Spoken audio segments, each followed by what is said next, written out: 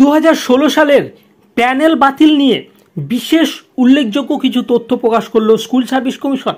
তার মধ্যে কারা কারা যোগ্য, কতজনের নাম রয়েছে, সেই সমস্ত বিষয়ে এক নতুন তথ্য উঠে এসেছে। সেই তথ্য জানার জন্য অবশ্যই দেখতে থাকুন ভিডিওটি।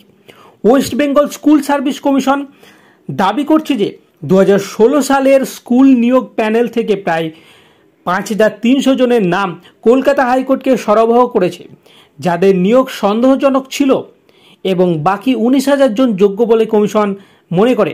কমিশন আরও বলেছে যে তারা বিশ্বাস করে যে 19,000 শিক্ষক যাদের নিয়োগও কলকাতা হাইকোর্টের রায়ের কারণে বাতিল হয়ে গেছে, তাদের নিয়োগকারী কর্তৃপক্ষ দ্বারা নির্ধারিত প্রয়োজনীয় যোগ্যতার মানদণ্ড পূরণ করেছিল। সাংবাদিকদের সাথে কথা বলার সময় রাজ্যের এসএসসি চেয়ারম্যান সিদ্ধার্থ মজুমদার বলেছেন, আমরা আদালতে প্রার্থীদের তালিকা জমা দিয়েছিলাম, যেখানে নিয়োগের ক্ষেত্রে অসঙ্গতি পাওয়া গেছে। এই তালিকায় নিয়োগের ক্ষেত্রে দুটি নির্দিষ্ট অনিয়মের উপর ভিত্তি করে তৈরি করা হয়েছিল, যথা যেগুলি হচ্ছে ওএমআর সিট ম্যানিপুলেশন এবং rank jump. Group C, group D এবং নবম, দশম, একাদশ, দ্বাদশ ক্লাসের এরূপ মোট প্রার্থীর সংখ্যা প্রায় 5300 জন ছিল। সোমবার হাইকোর্টের একটি বিশেষ বেঞ্চের রায়ের পরে পশ্চিমবঙ্গ সরকার স্পন্সর স্কুলগুলিতে রাজ্য স্তরের পরীক্ষা 2016 সালের এসএলএসটি নিয়োগ প্রক্রিয়ার মাধ্যমে করা সমস্ত 25,753 জনের যে নিয়োগ, সেই নিয়োগ বাতিল করার পরে দাবিটি সামনে এসেছে। আদালত নির্দেশ দিয়েছে যে এই নিয়োগকারীদের একটি অংশের বাৎসরিক 12% সুদের সাথে তাদের মোট বেতন ফেরত দিতে হবে।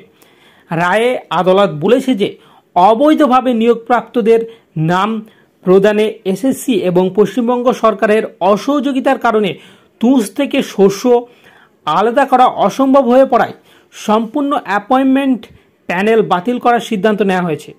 হাইকোর্টের আদেশের পরিপ্রেক্ষিতে কমিশন শীঘ্রই একটি নতুন নিয়োগ প্রক্রিয়া শুরু করবে, যেখানে প্রার্থীরা এবং যারা আদালতের রায়ের কারণে স্কুলের চাকরি হারিয়েছে তারা আবেদন করতে পারবে বলেছে সিদ্ধার্থ মজুমদার। এদিকে রাজ্যের শিক্ষামন্ত্রী ব্রাত্য বসু বলেছেন, সরকার 10 বছরের জন্য ওএমআর সিট সংরক্ষণ করবে।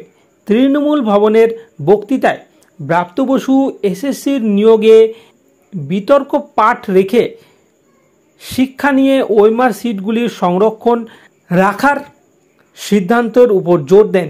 তিনি ইঙ্গিত দিয়েছেন যে 2017-18 সালে 26,000 এসএসসি চাকরিপ্রাপকদের বেশিরভাগ প্রকৃতপক্ষে যোগ্য ছিল।